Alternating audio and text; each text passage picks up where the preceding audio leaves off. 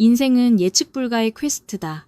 누구나 완벽한 엔딩을 꿈꾸지만 현실은 때로 잔혹한 선택을 강요한다. 한 남자, 성우. 그의 사랑은 순수했고 뜨거웠다. 첫눈에 반한 그녀, 은혜와의 결혼은 모든 것의 시작이자 그의 끝이 되었다. 행복은 너무 짧았고 남은 것은 상처뿐. 그리고 갓 태어난 작은 생명. 그 아이의 미소는 유일한 빛이었으나 다시 찾아온 시련. 내 인생 망치는 거야. 그녀의 마지막 말과 함께 모든 것이 무너진다. 하지만 인생은 계속된다. 눈물과 함께 남은 자들, 할머니와 할아버지. 그들과 아이의 동행이 시작된다. 피땀으로 싹 틔운 사랑. 그리고 우연히 발견된 빛나는 재능. 하지만 과거의 그림자가 다시 다가온다. 그들이 지켜낼 수 있을까? 이 소중한 행복을? 여러분, 인생이 계획대로만 흘러간다면 얼마나 좋을까요? 하지만 우리의 삶은 그렇게 호락호락하지 않죠. 오늘 들려드릴 이야기는 20살 청년 성우와 자유분방한 은혜의 이야기입니다. 순박한 시골 총각이었던 성우는 도시에서 만난 은혜에게 첫눈에 반해 운명처럼 사랑에 빠졌어요. 그들의 만남은 마치 봄날의 꽃빛처럼 갑작스럽고 아름다웠습니다. 결혼하자 은혜야. 성우의 고백에 은혜는 잠시 망설였지만 결국 고개를 끄덕였죠. 두 사람의 결혼식은 시골 마을 전체가 들썩일 정도로 화제였어요. 복순 할머니와 만수 할아버지는 아들의 결혼을 축하하며 행복한 눈물을 흘렸답니다. 그렇게 시작된 새로운 가정에 곧 작은 생명이 찾아왔습니다. 분홍빛 볼을 가진 앙증맞은 아기 은지가 세상에 나온 거예요. 우리 은지, 엄마 닮아서 예쁘구나. 성우는 딸을 품에 안고 행복에 젖은 미소를 지었죠.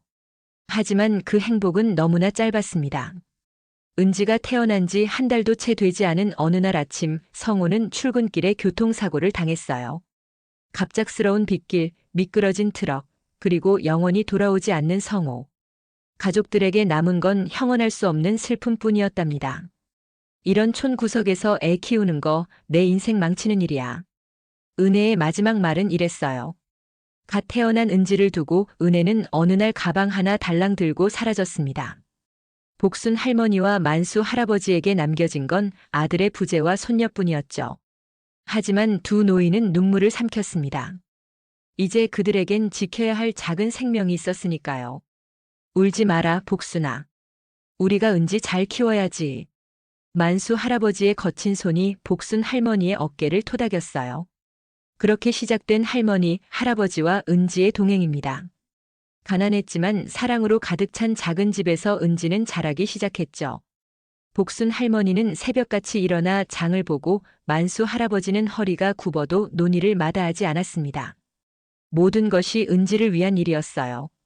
특히 은지가 3살이 되던 해 우연히 발견한 은지의 재능은 노부부에게 큰 기쁨이었습니다. 텔레비전에서 흘러나오는 노래에 맞춰 은지가 따라 부르는 모습은 그저 신기했어요. 아직 말도 제대로 못하는 아이가 노래는 그렇게 정확하게 부르다니 말이죠. 우리 은지 노래 천재 아니야? 만수 할아버지는 마을 어르신들 앞에서 은지 자랑을 늘어놓곤 했습니다.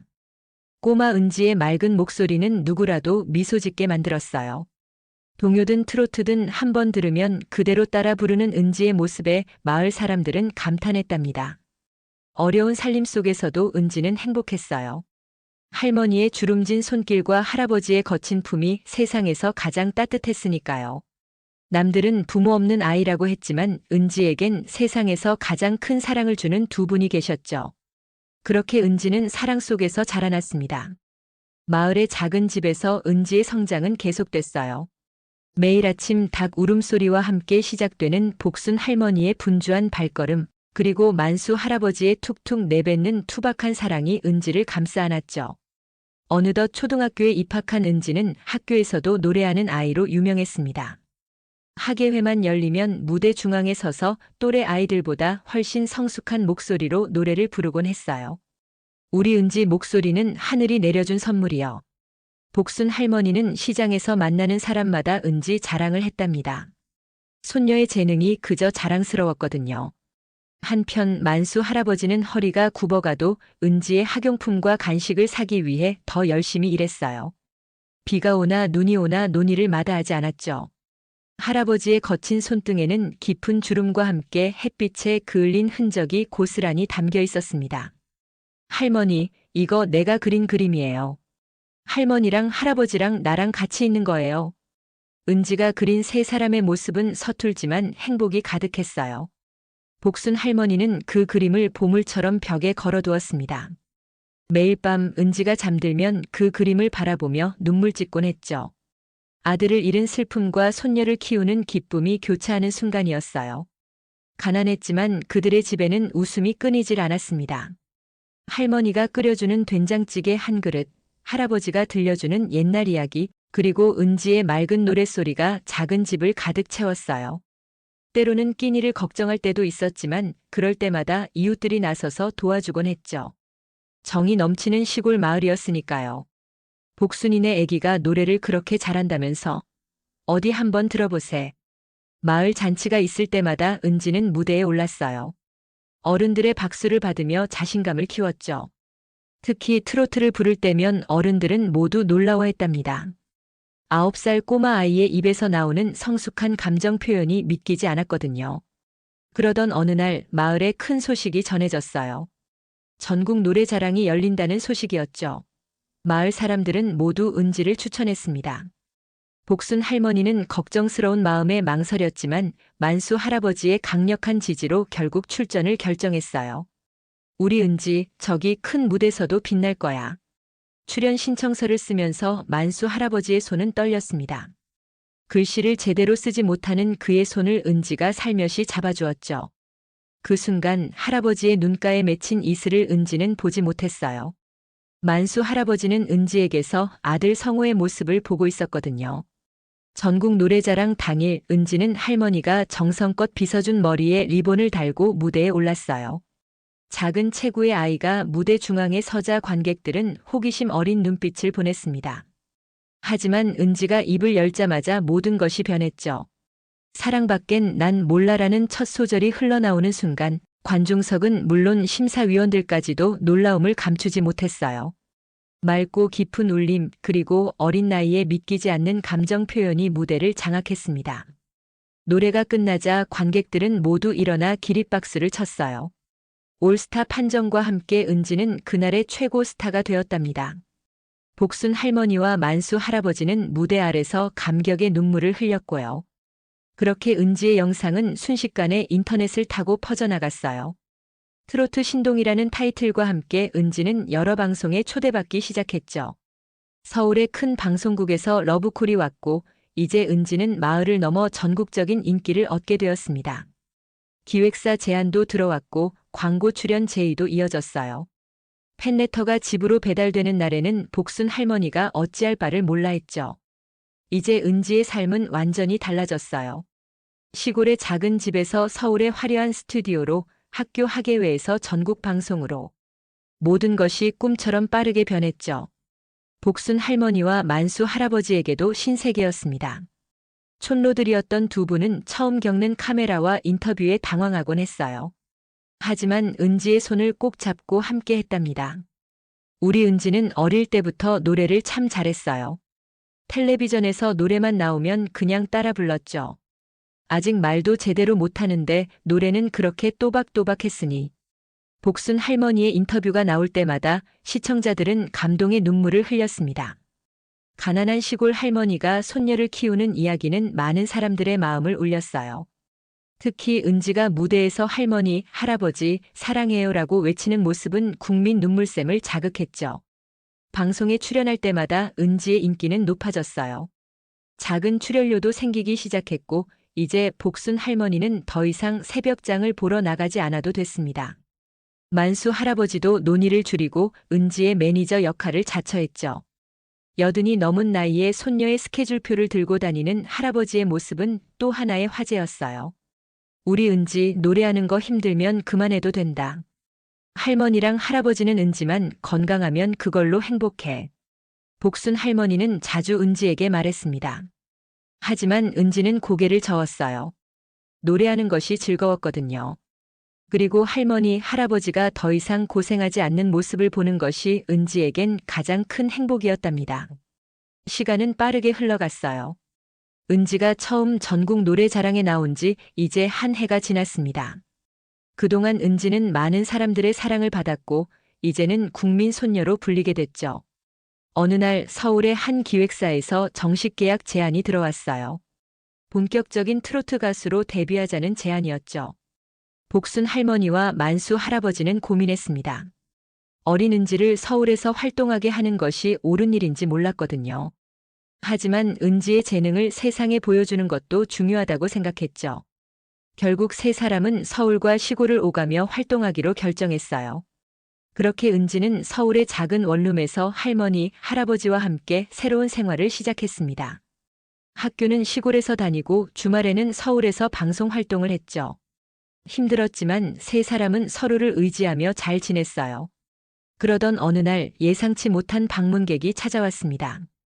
방송국 앞에서 기다리고 있던 한 여성이었죠. 여름 햇살 아래 서 있던 그녀는 은지를 보자마자 눈물을 쏟았어요. 은지야, 엄마야. 세상이 멈춘 것 같았습니다.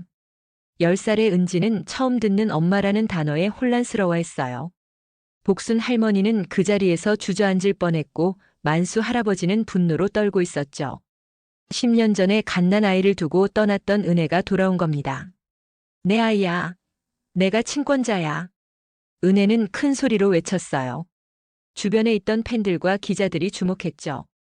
혼란스러운 상황 속에서 복순 할머니는 재빨리 은지를 감싸 안고 차에 태웠습니다. 그날 밤 시골집으로 돌아온 그들은 말 없이 앉아 있었어요. 할머니, 그 사람이 정말 제 엄마예요? 은지의 질문에 복순 할머니는 대답하지 못했어요. 만수 할아버지는 밖으로 나가 담배만 피웠고요. 10년 동안 한 번도 찾아오지 않던 은혜가 왜 하필 지금 나타났는지 두 노인은 잠을 이루지 못했습니다. 다음 날 은혜는 변호사를 대동하고 찾아왔어요. 잘 차려입은 그녀의 모습은 10년 전과는 사뭇 달랐죠. 하지만 차가운 눈빛은 같았습니다. 은혜는 단칼에 요구했어요. 내 딸을 데려갈 거예요. 서류상 친권자는 저고 이제 딸을 키울 여건이 됐어요. 알고 보니 은혜는 최근 잘 나가는 사업가와 재혼하려다 불임 판정을 받고 파혼당한 상황이었어요. 그리고 텔레비전에서 우연히 은지를 발견한 후 리셋 인생의 카드로 이용하려는 속셈이었죠. 이제 화제의 중심에 선 딸이라면 자신의 삶도 달라질 거라 생각했던 겁니다. 복순 할머니는 그날 밤 이불을 끌어안고 밤새 울었어요. 만수 할아버지도 마당 한켠에서 밤하늘만 바라보며 말없이 앉아 있었죠. 10년 동안 온 마음을 다해 키운 손녀를 뺏길지도 모른다는 생각에 두 노인의 가슴은 찢어질 듯 아팠습니다. 할머니, 왜 울어요? 새벽녘 은지가 할머니의 방문을 살며시 열고 들어왔어요. 복순 할머니는 황급히 눈물을 닦았지만 이미 은지는 알아차렸죠. 10살 아이에게는 이 모든 상황이 너무 혼란스러웠습니다. 하루아침에 나타난 엄마라는 사람, 갑자기 달라진 분위기, 그리고 할머니의 눈물까지. 은지야, 괜찮아. 할머니는 그냥 좀 피곤해서 그래. 복순 할머니는 은지를 꼭 안아주었어요. 작은 몸에서 전해지는 온기가 그렇게 소중할 수가 없었죠. 은지는 할머니의 품에서 다시 잠이 들었고 복순 할머니는 그 모습을 바라보며 마음을 다잡았습니다. 다음 날 은혜는 다시 찾아왔어요. 이번에는 법원 서류를 들고서 말이죠.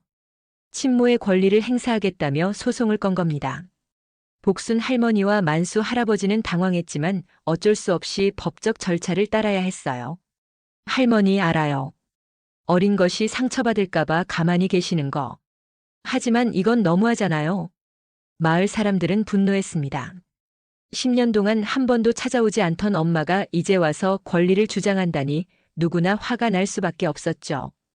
방송을 통해 이 소식을 접한 시청자들도 마찬가지였어요. 은지를 응원하는 댓글과 복순 할머니를 지지하는 목소리가 쏟아졌습니다. 그러나 법은 냉정했어요. 친모의 권리는 쉽게 무시할 수 없는 부분이었죠. 재판이 진행되는 동안 은지는 은혜와의 만남을 가져야 했습니다. 서울의 고급 아파트에서 은지는 낯선 엄마와 며칠을 보냈어요. 하지만 은지의 마음은 시골집, 복순 할머니와 만수 할아버지가 있는 곳에 있었죠. 은지야, 엄마랑 살면 좋은 학교도 다니고 더 좋은 옷도 입고 더 많은 방송에도 나갈 수 있어. 은혜는 은지에게 화려한 미래를 약속했어요. 하지만 어린 은지의 눈에도 그 약속이 진심으로 느껴지지 않았죠. 따뜻함은커녕 감시받는 느낌만 들었어요. 은혜의 눈빛에서 은지는 사랑보다는 계산을 읽었답니다. 어느 날 은지는 우연히 은혜의 통화를 엿듣게 되었어요. 은혜는 전화 너머로 누군가와 이야기하고 있었죠. 맞아요. 은지가 인기 많잖아요. 저희 회사 제품과 함께 광고 찍으면 대박 날 거예요. 그럼 저도 매니저로 수익 배분받고. 네, 물론이죠. 연예계 뒷이야기도 좀 있어요. 제가 몇 가지 루머 알고 있거든요. 은지는 그 자리에 얼어붙었어요. 10살의 나이에도 은지는 자신이 도구로 취급되고 있다는 것을 느꼈죠. 엄마가 아닌 이용하려는 사람. 그것이 은혜의 정체였습니다. 그날 밤 은지는 베개를 껴안고 울었어요. 할머니가 보고 싶었죠. 할아버지의 거친 손길이, 할머니의 따뜻한 밥이 그리웠어요. 서울의 고급 아파트에서 은지는 그 어느 때보다 외로웠답니다. 다음 날 은지는 은혜와 함께 광고 촬영장에 갔어요. 카메라와 조명, 많은 사람들 사이에서 은지는 노래를 불러야 했죠. 하지만 은지의 마음은 이미 다른 곳에 가 있었습니다. 노래를 부르면서도 은지의 눈에는 눈물이 맺혔어요. 컵, 은지 왜 울고 있어? 다시 찍자. 감독의 외침에 은지는 고개를 들었습니다. 카메라 너머로 은혜가 보였어요. 은혜의 눈에는 걱정이 아닌 조급함만 있었죠. 그 순간 은지는 결심했어요. 이곳은 자신이 있을 곳이 아니라고 말이죠. 촬영이 잠시 쉬는 시간, 은지는 화장실에 간다며 자리를 떴어요. 하지만 화장실 대신 은지는 건물 밖으로 나갔죠. 10살 아이가 홀로 택시를 타고 떠난 곳은 바로 시골집, 복순 할머니와 만수 할아버지가 있는 곳이었습니다. 할머니, 할아버지. 마당에 서 있던 복순 할머니는 달려오는 은지를 보고 놀랐어요. 그리고 곧 눈물을 쏟으며 은지를 안았죠. 만수 할아버지도 툭툭 눈물을 닦으며 은지의 등을 토닥였습니다. 세 사람은 그렇게 한동안 말없이 서로를 안고 있었어요. 은지의 갑작스러운 귀가 소식은 금세 퍼져나갔어요. 은혜는 분노했지만 이미 은지가 한 선택이었죠. 방송국에서는 급히 취재팀을 보냈고 은지의 집 앞은 기자들로 북적였습니다. 은지는 처음으로 직접 카메라 앞에 섰어요. 저는 그냥 할머니, 할아버지랑 살래요. 그게 우리 집이에요. 떨리는 목소리였지만 단호했습니다.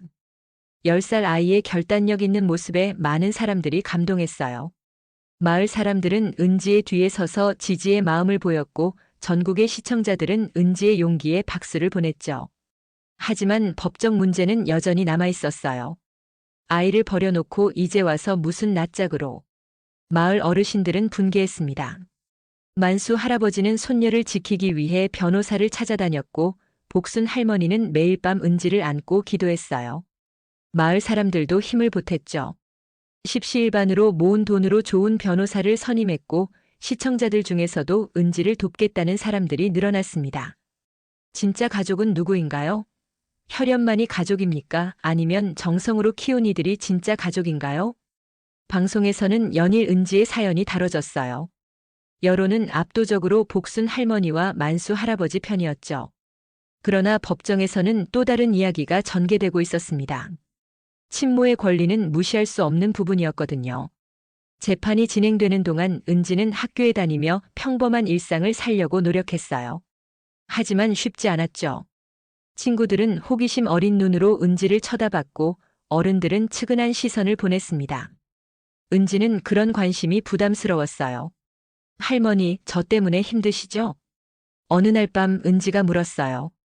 복순 할머니는 은지의 머리를 쓰다듬으며 고개를 저었죠. 아니다, 우리 은지. 할머니는 괜찮아. 할머니는 은지랑 함께 있는 게 세상에서 제일 행복해. 은지는 할머니의 품에 안겼어요. 그 품은 세상에서 가장 따뜻했죠. 은지는 그 순간 자신이 어디에 있어야 하는지 더욱 확신했습니다. 재판은 계속되었어요. 은혜 측은 좋은 교육 환경과 경제적 안정을 강조했고 복순 할머니 측은 정서적 안정과 진심 어린 사랑을 주장했죠. 판사는 깊은 고민에 빠졌습니다. 법과 정의 그 사이에서 어떤 선택이 아이를 위한 것인지 결정하기 어려웠거든요. 결정적인 순간은 법정에서 은지가 증언대에 섰을 때였어요. 10살 아이가 판사 앞에 서는 것은 쉽지 않은 일이었지만 은지는 용기를 냈죠. 저는 할머니, 할아버지랑 살고 싶어요. 제가 태어났을 때부터 저를 키워주신 분들이에요. 제가 아플 때 밤새 간호해 주시고 제가 슬플 때 안아주시고 그게 가족이라고 생각해요. 은지의 진심 어린 말에 법정은 조용해졌습니다. 판사도 깊은 생각에 잠겼고 방청석의 많은 사람들은 눈물을 훔쳤어요. 심지어 은혜도 잠시 망설이는 표정을 지었죠. 법원의 판결이 나오기 전 은혜는 예상치 못한 행동을 했어요. 언론과의 인터뷰에서 은지의 인기를 이용해 여러 계약을 추진 중이라는 내용이 보도된 겁니다. 은혜는 딸의 미래를 위한 것이라고 주장했지만 그녀의 진심을 의심하는 사람들이 많았어요. 특히 결정적이었던 것은 은혜가 한 방송사와의 독점 계약을 추진하면서 은지의 이야기를 상품화하려 했다는 사실이 드러났을 때였죠. 그녀는 모녀의 감동 스토리를 팔려고 했던 겁니다. 이 소식이 알려지자 여론은 더욱 거세게 은혜를 비난했어요. 아이를 상품으로 보다니 그게 무슨 엄마예요? 많은 사람들이 분노했어요. 특히 은지의 팬들은 적극적으로 목소리를 높였죠. 은지를 응원하는 플래카드를 들고 법원 앞에 모인 사람들도 있었답니다. 마침내 법원의 판결이 나왔어요. 판사는 아이의 정서적 안정과 행복을 최우선으로 고려해 복순 할머니에게 사실상 양육권을 인정하는 판결을 내렸죠. 은혜에게는 제한적인 면접 교섭권만 주어졌어요. 법정을 나서는 복순 할머니의 얼굴에는 안도의 미소가 번졌습니다. 만수 할아버지는 손수건으로 눈물을 닦았고 은지는 두 분의 손을 꼭 잡았어요. 이제 그들은 다시 함께할 수 있게 됐죠. 판결이 난 후 은혜는 연예계에서 악마 엄마라는 오명을 얻게 됐어요. 방송 출연 제의가 줄어들었고 그녀가 일하던 회사에서도 부정적인 여론 때문에 계약을 해지했죠. 결국 은혜는 다시 한번 자취를 감추었습니다. 그녀의 마지막 모습은 법원을 나서며 취재진의 질문에 묵묵부답으로 일관하던 쓸쓸한 뒷모습이었어요. 한편 은지는 일상으로 돌아갔습니다. 학교에 다니고 친구들과 놀고 가끔 방송에 출연하는 평범하지만 특별한 나날이었죠. 복순 할머니와 만수 할아버지는 더욱 은지를 소중히 여겼어요. 법적 싸움을 겪으며 은지가 얼마나 소중한 존재인지 다시 한번 깨달았거든요. 우리 은지, 이제 마음 편히 노래해라. 만수 할아버지는 은지의 머리를 쓰다듬으며 말했습니다. 은지는 환하게 웃으며 고개를 끄덕였어요. 이제 은지에게는 새로운 꿈이 생겼죠. 그저 노래하는 것을 넘어 자신의 이야기를 담은 노래를 만들고 싶었어요. 할머니, 저 노래 만들고 싶어요. 우리 이야기가 담긴 노래요. 복순 할머니는 깜짝 놀랐지만 곧 미소를 지었어요. 11살 아이의 꿈치고는 대단했지만 은지는 이미 많은 일을 겪으며 성장했으니까요. 복순 할머니는 은지의 손을 꼭 잡아주었습니다. 그래, 우리 은지가 하고 싶은 거 다 해봐. 할머니는 언제나 은지 편이니까. 그렇게 은지는 작곡가와 함께 자신의 첫 곡을 만들기 시작했어요. 제목은 할머니의 품이었죠. 11살 아이의 맑은 목소리로 부른 그 노래는 많은 사람들의 마음을 울렸어요. 특히 세상에서 가장 따뜻한 곳은 할머니 품이에요라는 가사는 듣는 이들의 마음을 뭉클하게 했답니다. 은지의 첫 앨범이 나왔을 때 복순 할머니와 만수 할아버지는 그 누구보다 자랑스러워했어요. 앨범 재킷에는 세 사람이 함께 찍은 사진이 실렸고 감사의 글에는 나의 전부인 할머니, 할아버지께라고 적혀 있었죠. 앨범 발매 기념 쇼케이스 날 은지는 처음으로 큰 무대에 섰어요. 그동안 여러 방송에 출연했지만 자신의 노래를 부르는 건 처음이었거든요. 떨리는 마음으로 무대에 오른 은지의 손을 복순 할머니가 잡아주었습니다. 할머니랑 같이 무대에 서도 될까요? 은지의 제안에 복순 할머니는 당황했어요. 하지만 은지의 간절한 눈빛에 결국 고개를 끄덕였죠. 만수 할아버지도 함께 무대에 올랐어요. 화려한 조명 아래 세 사람은 손을 꼭 잡고 서 있었습니다. 안녕하세요, 은지입니다. 오늘 저의 첫 앨범을 발표하게 되어 정말 기쁩니다. 이 자리에 제 인생의 가장 중요한 두 분을 모셨어요. 바로 제 할머니, 할아버지세요. 관객들은 뜨거운 박수를 보냈어요. 복순 할머니와 만수 할아버지는 쑥스러운 듯 고개를 숙였지만 얼굴에는 자랑스러움이 가득했죠. 은지는 마이크를 들고 계속했습니다. 할머니가 없었으면 전 아무것도 아니에요. 할머니는 제 전부예요. 할아버지도 마찬가지고요. 두 분이 키워주셨기에 제가 여기 있을 수 있어요.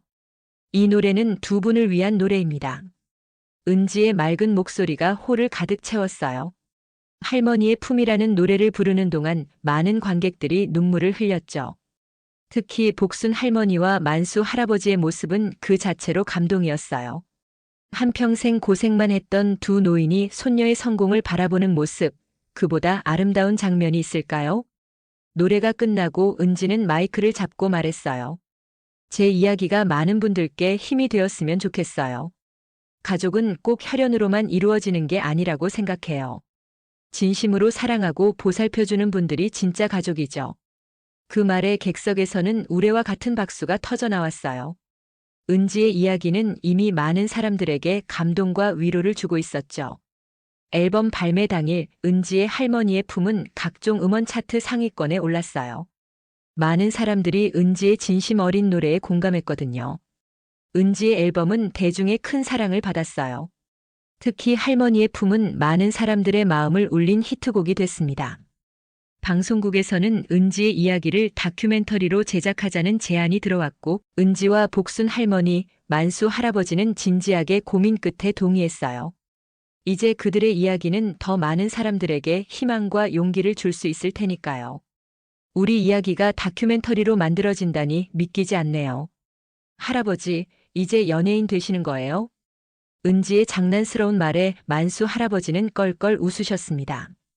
85의 노인이 카메라 앞에 선다는 것이 부끄럽기도 했지만 손녀를 위해서라면 무엇이든 할 수 있다는 마음이었죠. 복순 할머니도 수줍은 미소를 지으며 고개를 끄덕였어요. 다큐멘터리 촬영이 시작됐습니다.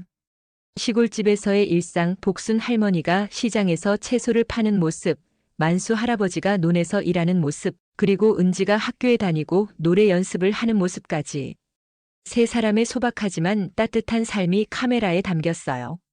특히 감동적이었던 건 복순 할머니의 인터뷰였습니다. 손녀를 키우며 느꼈던 행복과 고통, 그리고 은혜가 돌아왔을 때의 두려움까지. 복순 할머니는 담담하게 이야기했어요. 은지는 우리의 희망이었어요. 아들을 잃은 슬픔 속에서도 은지가 있어 우리는 다시 일어설 수 있었죠. 그런데 그 아이를 빼앗길 뻔했을 때 정말 세상이 무너지는 것 같았습니다. 복순 할머니의 진심 어린 고백에 제작진도 눈시울을 붉혔어요. 만수 할아버지는 말수가 적었지만 그의 깊은 주름과 거친 손등이 말보다 더 많은 이야기를 전했죠. 평생 땅을 일구며 살아온 노인의 삶, 그리고 손녀를 위해 더욱 열심히 살았던 시간들. 다큐멘터리는 한 달간의 촬영 끝에 완성됐어요. 할머니의 품 마이너스 은지 이야기라는 제목으로 방영된 이 프로그램은 최고 시청률을 기록했습니다. 많은 시청자들이 은지와 복순 할머니, 만수 할아버지의 이야기에 감동했고 진정한 가족의 의미에 대해 다시 생각하게 됐죠. 방송 이후 은지에게는 더 많은 기회가 찾아왔어요. 광고 제의, 방송 출연 요청, 심지어 영화 출연 제안까지. 하지만 은지는 선택적으로 활동하기로 했습니다. 학업과 노래를 병행하는 것이 쉽지 않았거든요. 그리고 무엇보다 복순 할머니와 만수 할아버지와 함께하는 시간이 가장 소중했으니까요. 여름방학이 시작되고 은지는 특별한 제안을 했어요. 할머니, 할아버지. 제가 번 돈으로 장학재단을 만들고 싶어요. 복순 장학재단이라고요. 복순 할머니는 깜짝 놀랐어요. 12살 아이가 생각하기에는 너무 큰일이었거든요. 하지만 은지의 눈빛은 진지했고 그 마음은 순수했죠. 은지야, 그건 할머니처럼 어려운 환경에서도 아이들을 키우는 할머니, 할아버지들을 돕고 싶어요. 그리고 저처럼 꿈이 있는 아이들이 공부할 수 있게요. 은지의 말에 복순 할머니는 말문이 막혔어요. 맑은 눈동자에 담긴 진심을 보며 할머니는 뜨거운 눈물을 흘렸습니다. 만수 할아버지도 손녀의 어깨를 토닥이며 고개를 끄덕였죠. 그렇게 복순 장학재단이 설립됐어요. 은지의 앨범 수익금과 방송 출연료 일부가 재단의 첫 자금이 됐고 은지의 이야기에 감동받은 많은 사람들이 기부에 동참했습니다. 재단은 조선 가정의 아이들과 음악에 재능이 있는 아이들을 지원하는 일을 시작했어요. 한 달 후 은지의 마을에는 특별한 변화가 있었습니다. 마을 어귀의 간판이 새롭게 바뀐 것이죠. 트로트 신동의 마을 은지와 복순이 사는 곳이라는 문구가 새겨진 아름다운 간판이었어요. 마을 사람들은 모두 자랑스러워했고 이제 이 작은 시골 마을은 관광객들이 찾아오는 명소가 되었답니다. 할머니, 이제 우리 마을이 유명해졌네요. 은지는 할머니의 손을 잡고 새 간판을 바라봤어요. 복순 할머니는 쑥스러운 듯 웃으며 고개를 저었지만 그 미소 속에는 자부심이 가득했죠. 만수 할아버지는 새 간판 아래서 마을 사람들과 이야기를 나누며 즐거워했고요. 마을이 유명해지고 은지의 활동이 늘어나면서 복순 할머니와 만수 할아버지의 살도 조금씩 변했어요. 더 이상 새벽장을 보러 가지 않아도 되고 허리 굽혀 논의를 하지 않아도 되는 편안한 생활이 시작됐죠. 하지만 두 노인은 여전히 부지런했습니다. 복순 할머니는 작은 텃밭을 가꾸며 은지가 좋아하는 채소를 키웠고 만수 할아버지는 마을 어린이들에게 농사 이야기를 들려주는 마을 할아버지가 되었어요. 가을이 깊어가던 어느 날 은지는 새 앨범 준비를 위해 서울로 올라갔습니다. 복순 할머니와 만수 할아버지도 함께했죠. 이제 그들은 서울과 시골을 오가며 생활했어요. 시골에 있을 때는 평범한 조선 가정으로 서울에 있을 때는 인기 가수와 그의 든든한 지원군으로 말이죠. 은지야, 이번 앨범에는 어떤 노래를 부를 거니? 복순 할머니가 물었어요. 은지는 환하게 웃으며 답했죠. 할머니의 이야기를 더 많이 담고 싶어요. 그리고 저 같은 아이들에게 희망을 주는 노래도요. 그해 겨울, 은지의 두 번째 앨범 희망의 노래가 발매됐어요. 타이틀곡 할머니의 겨울은 복순 할머니가 추운 겨울에도 장을 보러 다니던 시절을 그린 감동적인 노래였죠. 이 앨범 역시 큰 사랑을 받았고 은지는 각종 음악 시상식에서 신인상을 휩쓸었습니다. 수상식 무대에서 은지는 꼭 복순 할머니와 만수 할아버지의 손을 잡고 올라갔어요. 트로피를 받는 순간에도 이 상은 제 전부이신 할머니, 할아버지께 바칩니다라고 말했죠. 그 모습을 보며 많은 사람들이 감동의 눈물을 흘렸답니다. 봄이 찾아오고 은지는 13살이 되었어요. 이제 중학생이 된 은지는 더욱 바빠졌지만 학업과 활동을 균형 있게 유지하려 노력했습니다. 그리고 주말이면 꼭 시골집으로 내려가 할머니, 할아버지와 시간을 보냈죠. 어느 따뜻한 봄날 은지는 시골집 텃밭에서 복순 할머니와 함께 상추를 따고 있었어요. 봄 햇살이 두 사람을 부드럽게 감싸 안았죠. 만수 할아버지는 옆에서 이를 지켜보며 미소 짓고 있었고요. 할머니, 제가 노래 하나 불러드릴게요. 은지가 갑자기 말했어요. 복순 할머니는 고개를 들어 은지를 바라봤죠. 은지는 상추 바구니를 내려놓고 눈을 감았습니다. 그리고 맑은 목소리로 노래를 부르기 시작했어요. 사랑밖엔 난 몰라. 그것은 은지가 처음 전국 노래자랑에서 불렀던 노래였어요. 복순 할머니는 그 노래를 들으며 지난 시간들을 떠올렸습니다. 갓난아기였던 은지를 품에 안았던 순간부터 전국 노래자랑 무대에 선 모습, 그리고 법정에서 할머니와 함께 살고 싶다고 말하던 그 순간까지 모든 기억이 물결처럼 밀려왔어요. 만수 할아버지는 박수를 치며 노래에 맞춰 흥얼거렸죠. 세 사람의 웃음소리가 텃밭에 퍼졌습니다. 그 모습은 그야말로 평화 그 자체였어요. 노래가 끝나고 은지는 복순 할머니를 꼭 안았습니다. 할머니의 품은 여전히 세상에서 가장 따뜻했어요. 만수 할아버지도 다가와 두 사람을 안았죠. 세 사람의 포옹 속에는 말로 표현할 수 없는 깊은 사랑이 담겨 있었어요. 할머니, 할아버지, 정말 고마워요. 제가 세상에서 제일 행복한 사람인 것 같아요.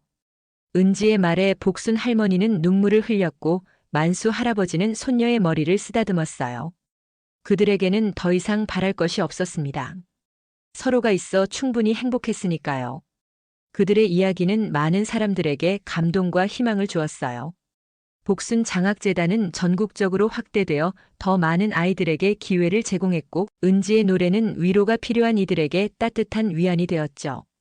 그리고 무엇보다 그들의 이야기는 진정한 가족의 의미에 대해 생각하게 만들었어요.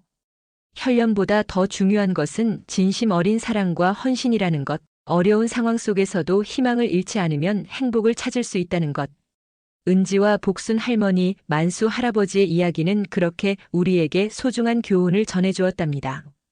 봄바람이 텃밭을 스쳐 지나갔어요. 은지는 상추를 따며 작은 노래를 흥얼거렸고 복순 할머니는 미소를 지으며 은지를 바라봤죠. 만수 할아버지는 두 사람을 위해 시원한 냉수를 가져왔고요. 작은 행복이 가득한 그들의 일상은 그렇게 계속되었습니다. 마을 어귀의 간판이 햇살에 반짝였어요.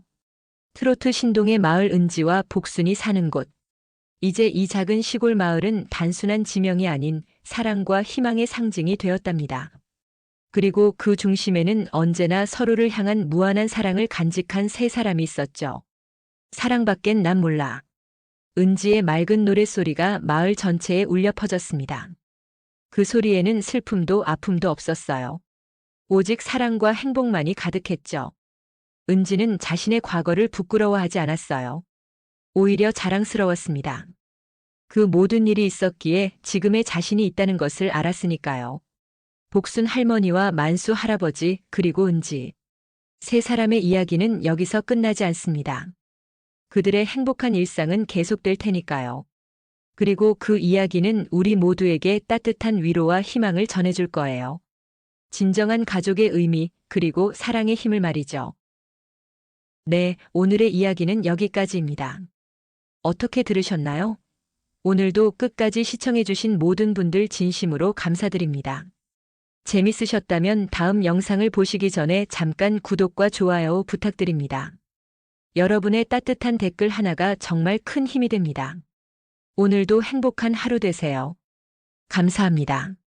저는 올해 쉰을 넘긴 평범한 회사원입니다. 하루하루 직장에서 치열하게 살아가고 퇴근 후엔 집에서 가족과 시간을 보내는 게 유일한 위로인 그런 평범한 인생을 살고 있습니다. 그런데 오늘 이야기를 들으면서 제 마음 깊은 곳이 흔들렸습니다. 은지라는 아이가 겪은 인생의 무게, 그리고 그 아이를 품어준 할머니와 할아버지의 사랑을 생각하니 저도 모르게 눈물이 맺히더군요. 사실 저는 몇 해 전에 어머니를 떠나보냈습니다. 그때 느낀 공허함이 아직도 가슴에 남아 있습니다. 그래서일까요? 은지가 할머니 품에 안겨 자라며 세상과 맞서는 장면들이 제 마음에 깊이 다가왔습니다. 부모가 없어도 따뜻한 품이 있으면 아이는 잘하고 꿈꿀 수 있다는 걸 다시 깨달았습니다. 우리 사회가 자꾸 성공, 돈, 화려함을 이야기하지만 결국 아이가 자라기 위해 필요한 건 진심 어린 사랑과 믿음이라는 단순한 사실을 은지가 보여주었죠. 은혜라는 인물을 보면서는 분노와 안타까움이 동시에 들었습니다. 엄마라는 이름을 가진 사람이 어떻게 그리 쉽게 아이를 버리고 떠날 수 있었을까요? 물론 인간이기에 사정이 있었을 수도 있습니다. 하지만 친권을 내세워 아이를 되찾으려 했던 모습은 너무나 자기중심적이었습니다. 아이가 지금까지 누구의 품에서 자랐는지, 어떤 사랑을 받으며 살아왔는지 전혀 생각하지 않은 채 말이죠. 저는 은혜가 법적 권리 이전에 모성의 책임을 먼저 떠올렸어야 했다고 생각합니다. 그런데 10살 남짓한 은지가 법정에서 스스로 목소리를 냈다는 게 참 대단했습니다. 저는 할머니, 할아버지와 함께 살고 싶습니다. 이 말 한마디가 얼마나 큰 용기와 결심에서 나왔을까요? 보통 아이들은 어른의 눈치를 보거나 자신의 감정을 제대로 표현하지 못하는 경우가 많습니다. 그런데 은지는 분명히 자기 마음을 드러냈습니다. 그 순간 저는 은지가 단순히 보호받아야 할 아이가 아니라 스스로 인생을 선택하는 주체라는 걸 깨달았습니다. 마지막 무대 장면은 제 눈시울을 뜨겁게 만들었습니다. 은지가 노래하는 동안 눈물이 쏟아지는 걸 보면서 저도 함께 울었습니다. 아이의 목소리에 담긴 건 단순한 멜로디가 아니라 지금까지의 삶과 고통, 그리고 사랑이었으니까요. 그리고 무대 뒤에서 할머니, 할아버지를 꼭 껴안는 순간, 저는 이 세상에서 가장 값진 가족의 모습을 본 것 같았습니다. 저는 이 이야기를 통해 다시 한번 확신하게 되었습니다. 가족은 피로만 이루어지는 게 아닙니다. 법적인 서류나 사회적 호칭이 아니라 서로를 끝까지 지켜내는 마음이 진짜 가족을 만듭니다. 은지는 이미 알고 있었고 우리도 잊고 있던 사실을 일깨워 주었습니다. 이 이야기를 듣고 나니 저 자신을 돌아보게 됩니다. 바쁘다는 핑계로 아내와 아이들에게 소홀했던 건 아닌지, 함께하는 시간을 줄이고 있던 건 아닌지 반성하게 됩니다. 은지가 보여준 용기와 조부모의 헌신을 생각하면서 저도 우리 가정에서 더 따뜻한 아버지, 더 믿음직한 남편이 되어야겠다고 다짐했습니다. 결국 가정이란 서로를 지키고 포기하지 않고 끝까지 함께하는 것이니까요. 저는 올해 40 중반 작은 가게를 운영하는 자영업자입니다. 솔직히 오늘 이야기를 들으면서 감동적이라는 생각보다 먼저 든 건 현실성이 과연 있을까 하는 의문이었습니다. 은지라는 아이의 삶이 안타깝지 않다는 건 아닙니다. 아이가 부모에게 버려지고 조부모 품에서 자라며 꿈을 키운다는 건 누구에게나 가슴 아픈 이야기지요. 하지만 그 과정이 방송을 통해 전 국민에게 알려지고 갑자기 국민 손녀라는 타이틀까지 붙는 장면은 너무 드라마틱했습니다. 실제 현실에서는 그렇게 매끄럽게 흘러가지는 않을 거라 생각합니다. 특히 저는 방송의 역할에 대해 큰 의문을 가졌습니다. 방송이 은지의 사연을 소개하지 않았다면 은지가 주목받고 스타가 될 수 있었을까요? 반대로 말하면 방송이 은지를 하나의 콘텐츠로 소비했기 때문에 이런 일이 벌어진 건 아닐까요? 눈물과 감동을 전하는 건 좋지만 어린아이가 사회적 관심의 중심에 서는 게 반드시 긍정적이라고 보기는 어렵습니다. 요즘 연예계에서 아역배우나 아이돌이 겪는 문제를 떠올리면 더 그렇습니다. 은지가 과연 스스로 원해서 무대에 섰는지 아니면 주변 어른들의 기대와 분위기에 밀려 그렇게 된 건 아닌지 솔직히 걱정이 되었습니다. 또 하나 걸리는 건 은혜라는 인물이 다시 나타나면서 벌어진 법정 싸움입니다. 물론 극적인 갈등을 만들어내는 요소로는 흥미로웠습니다. 하지만 현실적으로 부모가 수년 동안 아이를 외면했다가 갑자기 나타나 친권을 주장한다면 그 과정을 법원이 그렇게 단순하게 정리해주지는 않을 겁니다. 실제로는 훨씬 복잡한 법적 절차와 시간이 필요할 것이고 그 사이 아이는 더 큰 상처를 입게 되겠지요. 이야기 속에서는 판사가 현명하게 아이의 의사를 존중하고 조부모에게 양육권을 맡겼지만 현실의 법정은 그렇게 이상적이지 않을 때가 많습니다. 저는 그 부분이 너무 이상화되었다고 느꼈습니다. 물론 저는 은지의 용기에 박수를 보냅니다. 어린 나이에 법정에서 자기 의사를 분명히 밝힌 건 대단한 일입니다. 하지만 그 역시 방송과 사회적 관심이 만들어낸 분위기 속에서 나온 건 아닐까요?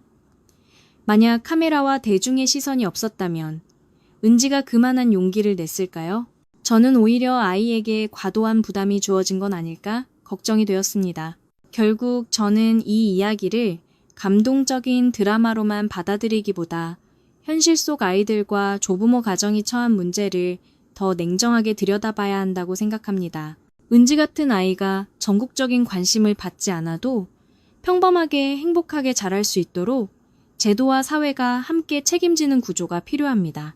방송이나 대중의 눈물이 아니라 실제적인 지원이 중요하다는 거죠. 그래서 저는 이 이야기가 남긴 메시지를 조금 다르게 해석하고 싶습니다. 감동은 분명 있었지만 거기서 멈춰선 안 됩니다. 우리는 왜 은지 같은 아이를 미디어의 스포트라이트 속에서만 기억하는가? 이 질문을 던지고 싶습니다. 우리 사회가 진짜 해야 할 일은 스포트라이트 밖에서도 수많은 은지들을 지켜내는 것이라 생각합니다. 저는 올해 쉰을 넘긴 은퇴한 변호사입니다. 수십 년간 법조계에서 다양한 사건을 다뤄왔지만 아이와 관련된 사건만큼 마음을 무겁게 하는 일은 없었습니다. 오늘 은지의 이야기를 들으면서도 제 직업적 경험이 자꾸 겹쳐졌습니다. 사람들은 흔히 법이 정답을 알려줄 거라 생각하지만 실제 법정은 언제나 법리와 정의 사이에서 갈등합니다. 이 사연은 바로 그 지점을 잘 보여주었습니다. 법적으로 보자면 은혜는 은지의 생물학적 어머니이자 친권자입니다. 우리 민법 체계에서 부모의 친권은 아주 강하게 보장되어 있습니다. 단순히 아이를 오랫동안 돌보지 않았다고 해서 곧바로 친권이 박탈되지는 않습니다. 그래서 은혜가 나타나서 친권을 주장한 건 절차적으로 보자면 가능한 행위였습니다. 하지만 법의 원칙은 늘 아이의 복리를 최우선으로 삼아야 합니다. 은지처럼 이미 조부모와 생활을 이어오며 안정된 정서적 기반을 쌓은 경우 법은 생물학적 관계보다 현실적 양육 환경을 더 중시해야만 합니다. 제가 과거에 맡았던 사건 중에도 아이를 오랫동안 외면했던 부모가 갑자기 나타나 양육권을 요구하는 경우가 있었습니다. 법적으로만 본다면 그들의 주장이 틀린 건 아니었습니다. 그러나 아이의 의사, 그리고 실제 생활 환경을 고려했을 때 저는 판사 앞에서 법의 글자보다 아이의 목소리를 들어달라고 간절히 호소했던 기억이 납니다. 결국 판사는 아이의 안정적 성장을 위해 조부모에게 친권을 인정해 주었습니다. 은지의 이야기를 들으며 그 사건이 떠올라 마음이 더욱 복잡해졌습니다. 이야기 속에서 은지가 법정에서 직접 자신의 뜻을 말한 장면은 참으로 인상적이었습니다. 아이의 목소리는 때로 가장 강력한 증거가 됩니다. 법정에서는 아이 진술의 신빙성을 따지는 절차가 필요하지만 그 진심이 전달되면 판사의 마음도 흔들릴 수밖에 없습니다. 저는 은지가 보여준 용기야말로 사건을 바꾼 결정적 순간이었다고 봅니다. 법은 때로 차갑지만 어린아이의 눈물과 떨리는 목소리 앞에선 인간적인 판단을 외면하기 어렵습니다. 그러나 현실에서는 이런 판결이 쉽게 나오지 않을 때도 많습니다. 법은 늘 명분을 요구하기 때문입니다. 그래서 저는 이 이야기를 단순한 감동 드라마로만 보지 않고 법제도 차원에서 생각해 보게 되었습니다. 친권 제도가 아이의 행복보다 부모의 권리를 더 앞세우고 있지는 않은가? 부모의 자격을 평가하고 오랫동안 양육하지 않은 경우에는 친권을 제한하는 장치가 더 강화되어야 하는 건 아닐까? 결국 은지의 사연은 법이 인간의 삶을 어떻게 다뤄야 하는지를 되묻게 합니다. 법은 글자로만 존재해서는 안 되고 사람의 삶을 지키는 도구가 되어야 합니다. 오늘 이야기를 들으며 다시금 확신하게 된 건 진짜 정의는 법의 조문 속에만 있는 게 아니라 아이의 눈빛, 삶의 무게, 그리고 지켜준 사랑 속에 있다는 사실입니다. 은지가 할머니와 할아버지를 선택한 건 단순한 감정이 아니라 가장 합리적이고 정의로운 선택이었습니다. 저는 이제 법정에서 물러난 사람이지만 이 이야기가 우리 사회에 중요한 메시지를 남기길 바랍니다. 법은 부모의 권리보다 아이의 행복을 지켜야 한다는 것, 그리고 그 원칙이 흔들리지 않아야 한다는 것 말입니다. 은지의 용기와 조부모의 헌신이 헛되지 않으려면 우리는 법과 제도를 더 따뜻하게 바꿔야 할 것입니다. 저는 49살의 평범한 직장인입니다. 하루하루 먹고 살기 바쁘고 뉴스와 드라마를 통해 세상 돌아가는 걸 접하곤 하지요. 그런데 솔직히 오늘 이야기를 들으면서 제 입에서는 감탄이나 눈물이 아니라 또 이런 감동파리인가? 라는 말이 먼저 나왔습니다. 은지라는 아이의 삶이 안타깝지 않다는 건 아닙니다.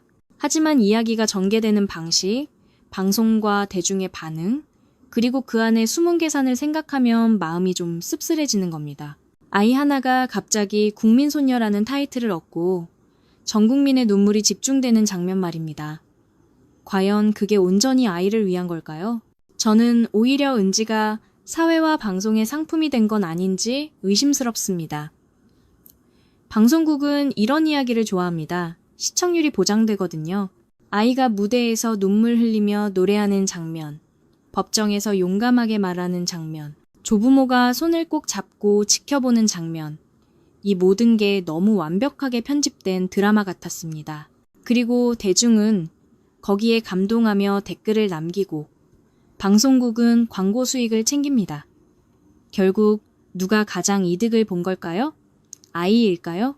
아니면 어른들일까요? 은혜라는 인물도 마찬가지입니다. 물론 아이를 버리고 돌아온 건 비난받아 마땅합니다. 하지만 솔직히 말해 그녀만 욕할 수 있을까요? 아이를 소비한 건 사회 전체입니다. 불쌍한 손녀, 감동적인 사연이라는 포장 속에서 우리 모두가 은지를 하나의 콘텐츠로 즐겼던 건 아닌지 돌아봐야 한다는 겁니다. 은지가 정말 행복했을까요? 무대 위에서 눈물을 보였을 때 그게 순수한 감정이었을지 아니면 수많은 시선 속에서 울어야만 했던 압박감이었을지는 아무도 모릅니다. 저는 요즘 사회가 이런 눈물 서사에 너무 중독된 것 같아 걱정입니다. 힘든 현실은 외면한 채 잠깐의 감동으로 위로받는 걸로 끝내버리죠. 은지 같은 아이가 우리 곁에 수없이 많습니다. 하지만 방송에 나오지 않으면, 스타가 되지 않으면 아무도 관심을 주지 않습니다. 결국 감동 스토리로 소비되는 몇몇 아이만 조명을 받을 뿐이고 나머지는 여전히 고통 속에 살아갑니다. 그래서 저는 이 이야기를 그저 따뜻한 가족 이야기로만 보지 않습니다. 오히려 불편했습니다. 감동 뒤에 숨어있는 자본 논리, 대중의 무책임, 그리고 방송의 장사 속을 봤기 때문입니다. 물론 은지와 조부모의 사랑은 존중받아야 마땅합니다. 하지만 그 진심마저 방송과 사회가 이용하고 있는 현실을 외면해선 안 된다고 생각합니다. 결국 제 결론은 이겁니다. 감동은 좋습니다. 하지만 감동으로 끝나면 안 됩니다.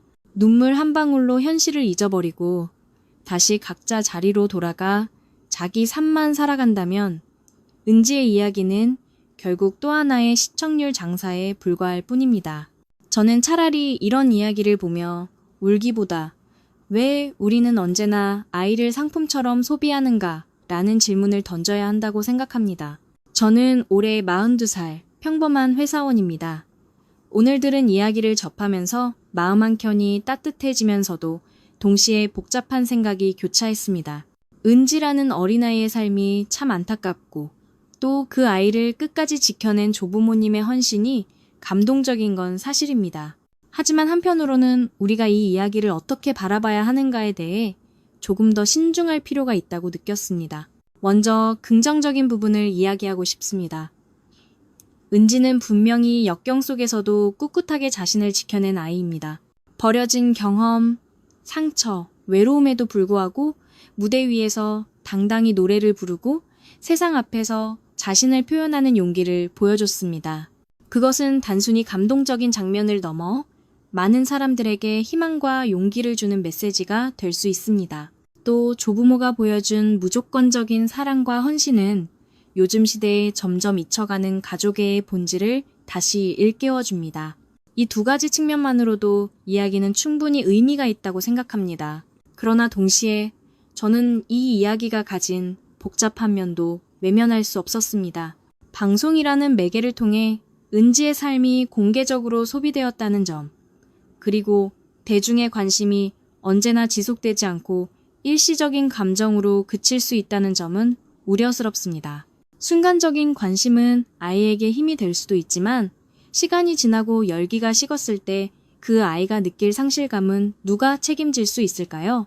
감동의 무게가 오히려 은지에게 또 다른 짐이 될 가능성도 있습니다.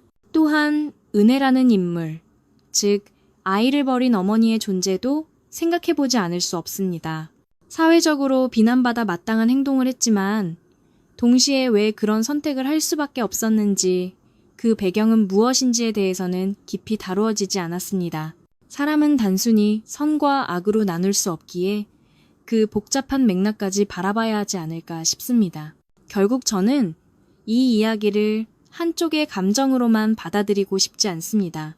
감동은 감동대로 받아들이되 동시에 우리가 어떤 시선으로 이런 사연을 소비하는지도 돌아봐야 한다고 생각합니다. 은지의 이야기는 우리 사회가 가진 문제들을 드러내는 하나의 거울일 수 있습니다. 아이를 지켜주는 울타리가 부족한 현실, 그리고 개인의 불행을 일시적인 감동으로만 소비하는 대중의 태도까지 말이지요. 따라서 저의 결론은 이렇습니다. 이 이야기는 분명 따뜻하고 감동적인 부분이 있습니다. 하지만 그것만으로 끝내서는 안 됩니다.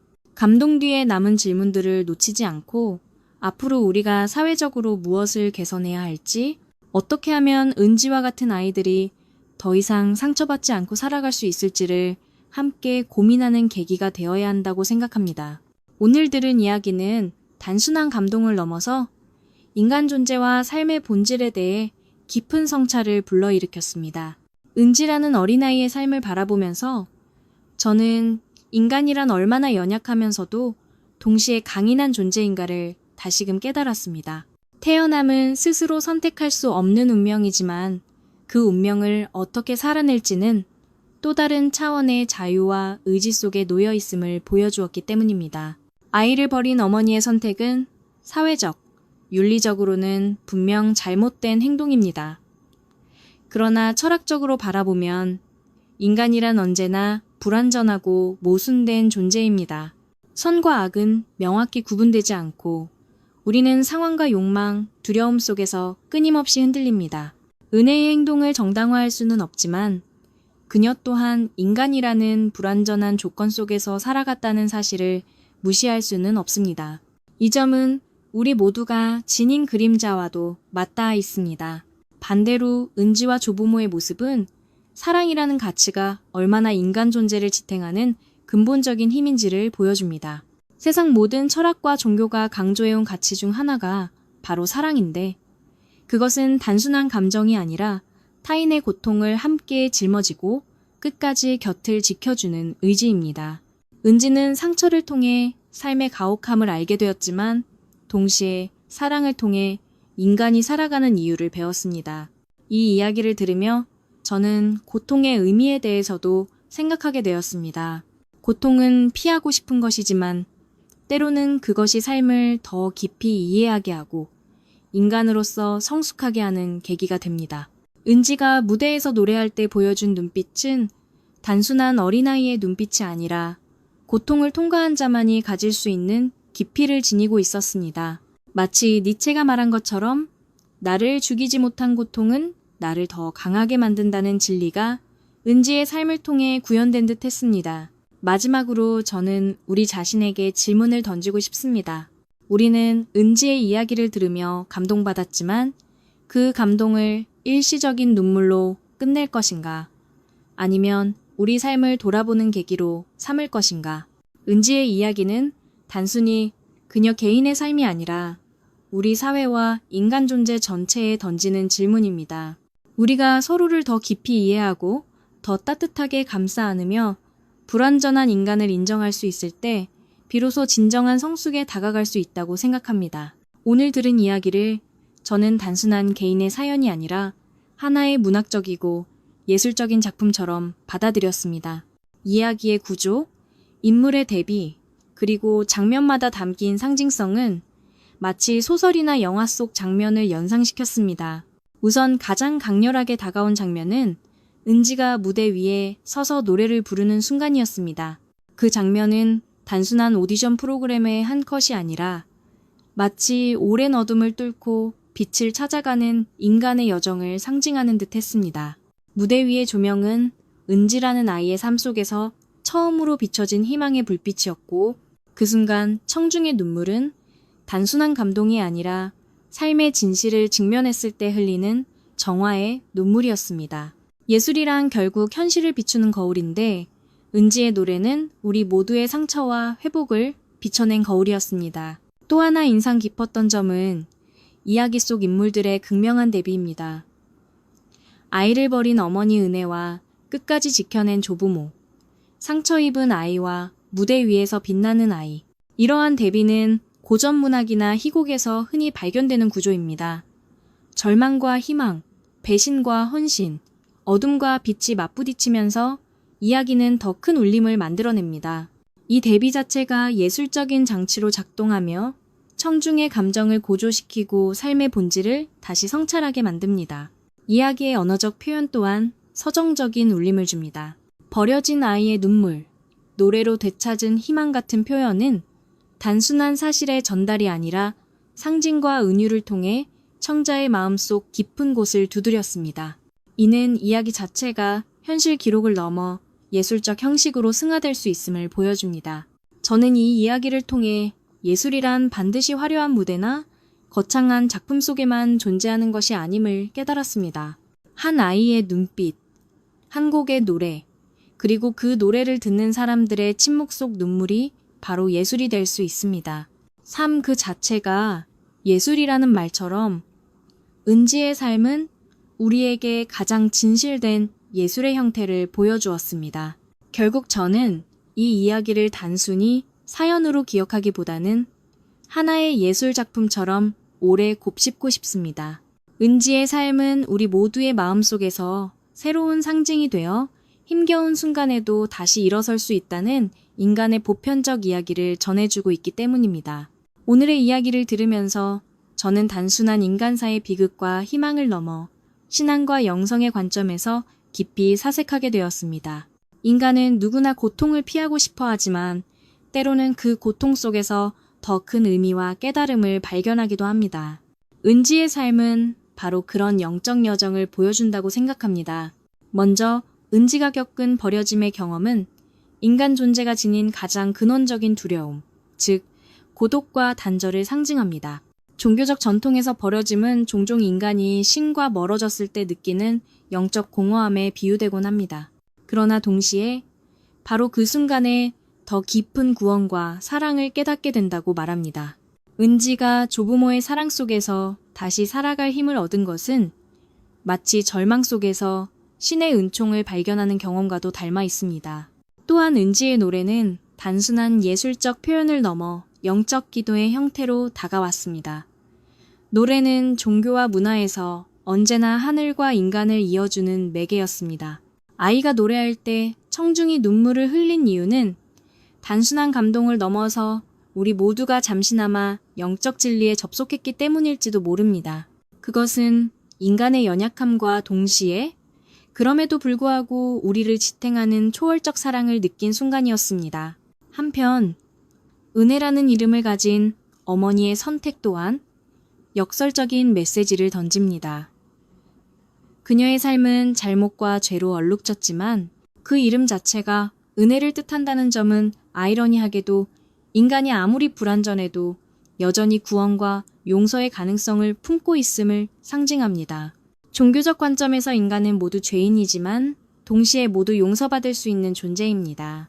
그렇기에 은혜의 잘못 역시 끝내 심판으로만 남지 않고 언젠가 회개와 화해의 기회를 찾을 수 있으리라 믿습니다. 결국 저는 이 이야기를 통해 삶의 고통과 사랑을 인간적인 차원을 넘어 신앙의 차원에서 바라보게 되었습니다. 은지의 눈물은 단순히 개인의 아픔이 아니라 우리 모두의 영혼이 울부짖는 소리였고 그녀의 노래는 우리 모두를 위한 기도였습니다. 이야기를 듣고 나서 제 마음은 오히려 차분해졌습니다. 마치 신이 우리에게 보내준 작은 메시지를 들은 듯 했습니다. 오늘의 이야기를 심리학적 관점에서 바라보면 은지라는 아이가 겪어온 삶은 아동 발달 단계에서 매우 중요한 심리적 과제를 시험하는 사건의 연속이었습니다. 아이는 태어나면서부터 애착 형성을 통해 세상과의 첫 관계를 맺습니다. 그러나 은지는 가장 기본적인 애착 대상인 어머니로부터 버림을 받았습니다. 이는 심리학적으로 아이에게 깊은 상처와 불안을 남기며 나는 사랑받을 가치가 있는 존재일까? 라는 근본적인 자기 의문을 불러옵니다. 하지만 동시에 은지의 삶에는 조부모라는 또 다른 보호자가 존재했습니다. 애착 이론에 따르면 설령 초기 애착이 불안정했더라도 후속 관계에서 안정적인 애착 대상이 생긴다면 아이는 회복력을 발휘할 수 있습니다. 은지를 지켜낸 조부모의 존재는 그녀가 다시 세상을 신뢰할 수 있는 토대가 되었고 이는 은지가 무대에서 당당히 노래할 수 있었던 심리적 힘으로 이어졌습니다. 또한 은지가 노래라는 표현 방식을 선택했다는 점은 매우 의미심장합니다. 심리학에서 예술적 표현은 억압된 감정을 안전하게 풀어내는 치료적 도구로 작용합니다. 은지는 말로 다 설명할 수 없는 상처와 분노, 그리고 외로움을 노래를 통해 승화시켰습니다.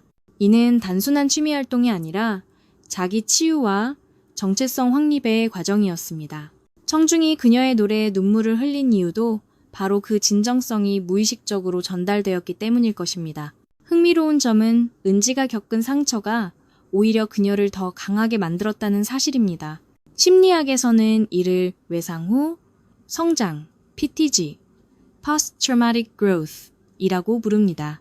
큰 상처와 고통을 경험한 사람이 그것을 극복하는 과정에서 이전보다 더 성숙하고 강인한 인격으로 발전한다는 개념입니다.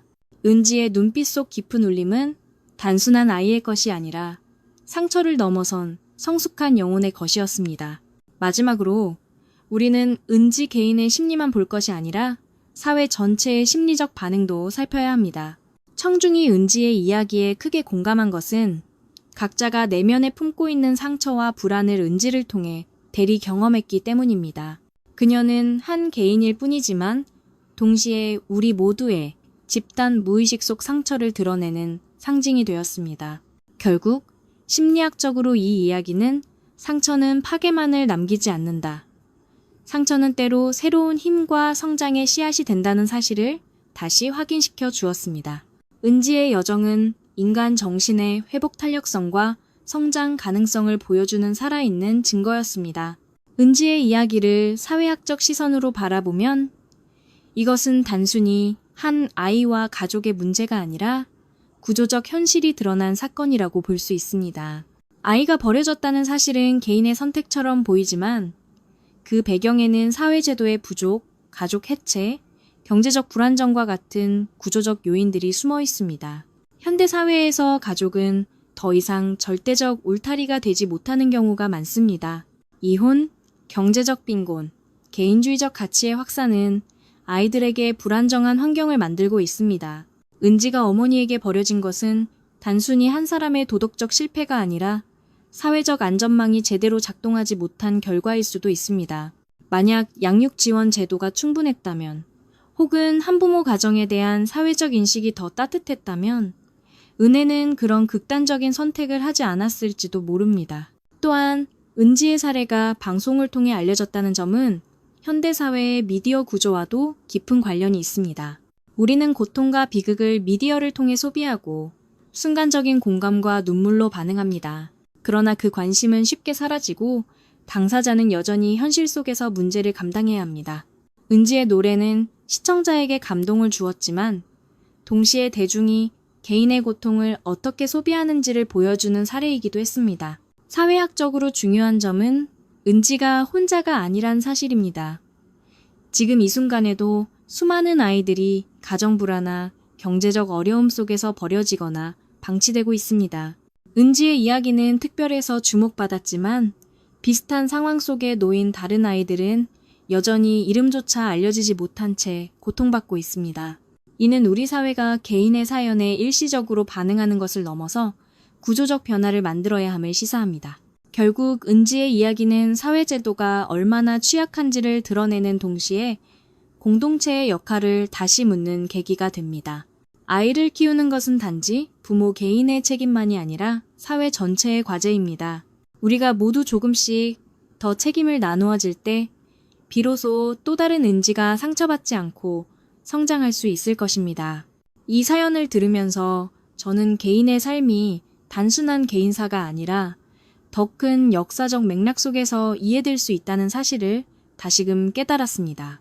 혜진 씨가 겪은 상실과 고독, 그리고 새로운 만남의 갈림길은 비단 한 사람의 운명이 아니라 수많은 이들이 겪어온 역사적 비극과 맞닿아 있기 때문입니다. 한국 현대사는 전쟁, 이산, 경제적 격동, 그리고 급격한 사회 변화를 경험해 왔습니다. 6.25 전쟁 당시 수많은 아내들이 남편을 잃고 홀로 자녀를 키우며 살아야 했습니다. 그들의 삶은 기록 속에 잘 드러나지 않지만 실제로는 전후 사회의 기둥 역할을 했습니다. 혜진 씨가 홀로 남편을 떠나보내고 아들이 군 생활을 하며 떨어져 사는 상황은 과거 수많은 전쟁 미망인의 모습과 겹쳐 보입니다. 또한 야간 고속버스라는 배경은 단순한 교통수단을 넘어 한국 현대사의 이주와 이동을 상징하는 공간이기도 합니다. 농촌에서 도시로, 고향에서 서울로, 가족과 떨어져 살아야 했던 수많은 이들의 여정을 상징적으로 보여주죠. 혜진 씨가 버스 안에서 느낀 낯선 체험은 단순한 개인적 사건을 넘어 역사가 남긴 상처와 이별, 그리고 새로운 만남의 가능성을 상징하는 것일지도 모릅니다. 더 나아가 이 이야기에는 황혼 연애라는 주제가 담겨 있습니다. 이는 한국 사회가 이제야 노년의 사랑과 삶을 인정하고 받아들이는 변화를 보여줍니다. 과거에는 미망인으로 남아 홀로 지내는 것이 당연시되었고 재혼이나 새로운 사랑은 사회적으로 금기시되거나 비난받곤 했습니다. 그러나 시대가 바뀌면서 개인의 행복과 감정이 존중받는 흐름이 자리 잡아가고 있습니다. 혜진 씨의 이야기는 그 변화를 생생히 보여주는 한 장면이라 할 수 있습니다.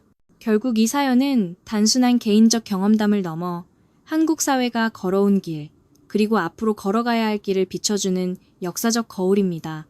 한 여성의 목소리를 통해 우리는 수많은 무명의 사람들이 겪어온 상실과 희망을 동시에 읽어낼 수 있습니다. 그래서 이 이야기는 단순히 감동적인 개인 이야기가 아니라 우리 모두의 역사 속에서 이어져 온 삶의 한 조각이라 생각합니다. 이야기를 끝까지 들어주셔서 진심으로 감사드립니다. 여러분의 마음과 생각이 제게는 큰 힘이 됩니다. 혹시 오늘 사연을 들으시면서 공감되는 부분이나 나누고 싶은 이야기가 있으셨나요? 그렇다면 댓글로 남겨주세요. 여러분의 소중한 의견 하나하나가 앞으로 더 좋은 이야기를 만들어가는데 큰 도움이 됩니다. 구독과 좋아요도 잊지 말아주시면 정말 감사하겠습니다. 오늘 함께 해주셔서 다시 한번 감사드리며 다음 이야기에서 또 찾아뵙겠습니다. 모두 행복한 하루 되세요.